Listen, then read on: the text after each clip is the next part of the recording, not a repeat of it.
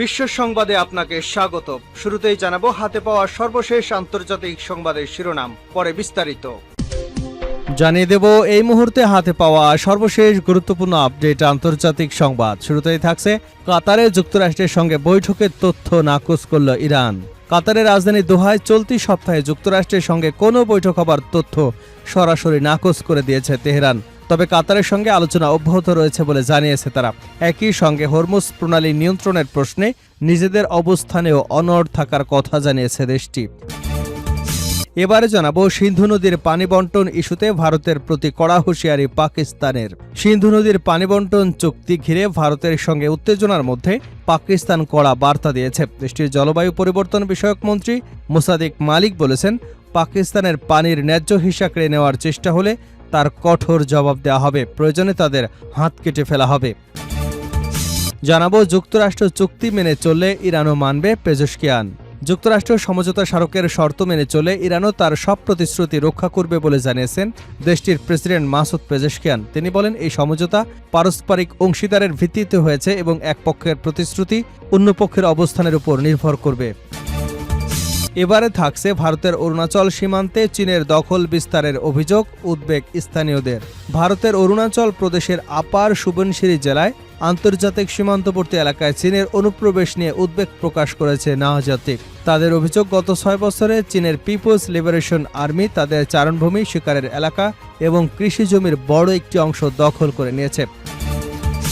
জানাবো লেবাননে ইসরায়েলি হামলায় নিহত বেড়ে 4257। লেবাননে ইসরায়েলি হামলায় নিহতের সংখ্যা বেড়ে দাঁড়িয়েছে অন্তত 4257 জন।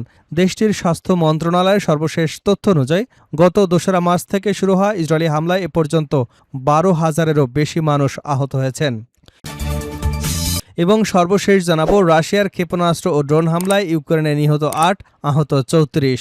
ইউক্রেনের বিভিন্ন অঞ্চলে রাশিয়ার ক্ষেপণাস্ত্র ও ড্রোন হামলায় অন্তত 8 জন নিহত এবং 34 জন আহত হয়েছেন। ইউক্রেনের প্রেসিডেন্ট ভলোদিমির জেলেনস্কি এসব হামলাকে ভয়াবহ বলে আখ্যায়িত করেছেন। এতক্ষণ শুনছিলেন সংবাদ শিরোনাম, এবার থাকছে পুরো সংবাদ। প্রিয় দর্শক, তার আগে অনুরোধ থাকবে এই ভিডিওতে একটি লাইক দিন, কমেন্টস করে জানিয়ে দিন এই ভিডিওটি আপনি বাংলাদেশের কোন জেলা থেকে দেখছেন। কাতারে যুক্তরাষ্ট্রের সঙ্গে বৈঠকের তথ্য নাকচ করল ইরান। কাতারের রাজধানী দোহায় চলতি সপ্তাহে যুক্তরাষ্ট্রের সঙ্গে কোনো বৈঠক হওয়ার তথ্য সরাসরি নাকচ করেছে ইরান। তবে কাতারের সঙ্গে আলোচনা অব্যাহত রয়েছে বলে জানিয়েছে তেহরান। একই সঙ্গে হরমুজ প্রণালী নিয়ন্ত্রণের প্রশ্নে নিজেদের অবস্থানে অনড় থাকার কথা জানিয়েছে দেশটি। সংবাদ মাধ্যম আল জাজিরা বলছে, কাতারের রাজধানী দোহায় চলতি সপ্তাহে যুক্তরাষ্ট্রের সঙ্গে কোনো কারিগরি বৈঠক হবে এমন তথ্য নিশ্চিত করেনি ইরান। দেশটির উপ পররাষ্ট্রমন্ত্রী কাসেম গারিবাবাদি বলেছেন, এ সপ্তাহে যুক্তরাষ্ট্রের সঙ্গে কোনো কারিগরি বৈঠকের সূচি নির্ধারণ করা হয়নি। তবে তিনি নিশ্চিত করেছেন, কাতারের সঙ্গে আলোচনা অব্যাহত রয়েছে। শুরুতে এসব আলোচনার মূল বিষয় ছিল ইরানের পরমাণু কর্মসূচি, কিন্তু হরমুজ প্রণালী ঘিরে উত্তেজনা বেড়ে যাওয়ায় এখন সে উত্তেজনা কমানোই আলোচনার প্রধান অগ্রাধিকার হয়ে উঠেছে। মূলত হরমুজ প্রণালী নিয়ন্ত্রণে দুপক্ষের অবস্থানের বড় ধরনের পার্থক্য রয়েছে। ইরানের দাবি, যে কোনো পরিস্থিতিতেই তারা হরমুজ প্রণালী নিয়ন্ত্রণ বজায় রাখবে। তাদের ভাষ্য, সমঝোতা স্মারকের মাধ্যমে এ বিষয়ে তাদের অনুমোদন দেওয়া হয়েছে। অন্যদিকে যুক্তরাষ্ট্রের দাবি, হরমুজ প্রণালী নিয়ন্ত্রণ ইরানের হাতে থাকার কথা নয় এবং এ পথ দিয়ে জাহাজ চলাচল অবাধ থাকতে হবে। তেহরান থেকে আল জাজিরার প্রতিবেদক মোহাম্মদ ওয়াল জানান, চলতি সপ্তাহে দোহায় কোনো কারিগরি বৈঠক অনুষ্ঠিত হবে বলে আনুষ্ঠানিকভাবে নিশ্চিত হওয়া যায়নি বলে ইরানের উপ পররাষ্ট্রমন্ত্রী কাজেম বাবাদি আগেই জানিয়েছেন। তিনি বলেন, সাধারণ ইরান শেষ মুহূর্তে এ ধরনের ঘোষণা দেয় এবং সরকারের উচ্চ পর্যায় থেকে আনুষ্ঠানিক অনুমোদন আসে। তাই দিনের পরবর্তী সময় নতুন কোনো ঘোষণা আসতে পারে। তবে আপাতত আগামী কয়েকদিনের মধ্যে বৈঠক হবার খবর অস্বীকার করেছে তেহরান। প্রতিবেদনে বলা হয়, নতুন করে আলোচনায় বসার আগে দুপক্ষের মধ্যে বেশ কয়েকটি গুরুত্বপূর্ণ বিষয় নিয়ে আলোচনা প্রয়োজন। ইরানের অভিযোগ, যুক্তরাষ্ট্র হরমুজ প্রণালীতে এবং ইসরায়েলের দক্ষিণ লেবাননে যুদ্ধবিরতি চুক্তি লঙ্ঘন করেছে। ইরান চাইছে নতুন কোনো আলোচনা শুরু করবার আগে সমঝোতা স্মারকের ধারাগুলো পুরোপুরি মেনে চলা এবং বাস্তবায়ন নিশ্চিত করা হোক। এর মধ্যে প্রথম ধারাতেই যুদ্ধবিরতির কথা বলা হয়েছে এবং পঞ্চম ধারায় হরমুজ প্রণালী দিয়ে জ্বালানিবাহী জাহাজ চলাচলের ব্যবস্থাপনার দায়িত্ব ইরানকে দেওয়ার বিষয়টি উল্লেখ রয়েছে। ইরানের অভিযোগ, যুক্তরাষ্ট্র এবং অন্য কয়েকটি দেশ ওমান উপকূলের কাছে নতুন একটি নৌপথ তৈরির চেষ্টা করছে। তেহরানের মতে, সমঝোতা স্মারকের পঞ্চম ধারা অনুযায়ী ওই পথ দিয়ে জাহাজ চলাচল নিয়ন্ত্রণের কর্তৃত্ব তাদের হাতেই থাকার কথা। সিন্ধু নদীর পানি বন্টন ইস্যুতে ভারতের প্রতি কড়া হুঁশিয়ারি পাকিস্তানের। সিন্ধু নদীর পানি বণ্টন চুক্তি ঘিরে ভারতের সঙ্গে উত্তেজনার মধ্যে পাকিস্তান কড়া বার্তা দিয়েছে। দেশটির জলবায়ু পরিবর্তন বিষয়ক মন্ত্রী মুসাদিক মালিক বলেছেন, পাকিস্তানের পানির ন্যায্য হিস্সা কেড়ে নেওয়ার চেষ্টা হলে তার কঠোর জবাব দেওয়া হবে। মঙ্গলবার এনডিটিভির প্রতিবেদনে বলা হয়, এক সংবাদ সম্মেলনে মুসাদিক মালিক অভিযোগ করেন, ভারত পাকিস্তানের প্রাপ্য পানির প্রবাহ নিয়ন্ত্রণের চেষ্টা করছে। তিনি বলেন, দেশের খাদ্য নিরাপত্তা, কৃষি এবং অর্থনৈতিক সঙ্গে এই পানি সরাসরি জড়িত এবং পাকিস্তান তার পানির অধিকার রক্ষায় দৃঢ় অবস্থানে রয়েছে। তিনি আরও বলেন, আমাদের পানির হিস্সায় কেউ হাত দিলে সে হাত কেটে ফেলা হবে। এদিকে পাকিস্তানের তথ্যমন্ত্রী আতাউল্লাহ তারার বলেন, ইন্ডাস ওয়াটার্স ট্রিটি এখনও আইনগতভাবে কার্যকর রয়েছে এবং এটি একতরফাভাবে স্থগিত, বাতিল বা সংশোধন করা সম্ভব নয়। তার দাবি, আন্তর্জাতিক অঙ্গনেও পাকিস্তানের এই অবস্থানের সমর্থন পাচ্ছে। তিনি আরও বলেন, প্রধানমন্ত্রী শাহবাজ শরীফ, সেনাপ্রধান আসিম মুনির একাধিকবার বলেছেন, পানি আমাদের জীবনরেখা এবং এটি আমাদের রেড লাইন। 2025 সালে কাশ্মীরের পহেলগামে সন্ত্রাসী হামলার পর সিন্ধু পানি চুক্তির কার্যকারিতা স্থগিত রাখার সিদ্ধান্ত নেয়। ওই হামলায় 25 জন পর্যটক এবং একজন স্থানীয় বাসিন্দা নিহত হন। এরপর থেকে দুদেশের মধ্যে পানি বণ্টন ইস্যুতে উত্তেজনা আরও বেড়েছে। যুক্তরাষ্ট্র চুক্তি মেনে চললে ইরানও মানবে পেজেশকিয়ান। যুক্তরাষ্ট্র সমঝোতা স্মারকের শর্ত মেনে চলে ইরানও তার সব প্রতিশ্রুতি রক্ষা করবে বলে জানিয়েছে দেশটির প্রেসিডেন্ট মাসুদ পেজেশকিয়ান। তিনি বলেন, এই সমঝোতা পারস্পরিক অঙ্গীকারের ভিত্তিতে হয়েছে এবং এক পক্ষের প্রতিশ্রুতি অন্য পক্ষের অবস্থানের উপর নির্ভর করবে। বার্তা সংস্থা আনাদোলু বলছে, সোমবার সামাজিক যোগাযোগ মাধ্যম এক্সে দেওয়া এক পোস্টে মাসুদ পেজেশকিয়ান এসব কথা বলেন। তিনি বলেন, এই সমঝোতা পারস্পরিক বিষয়।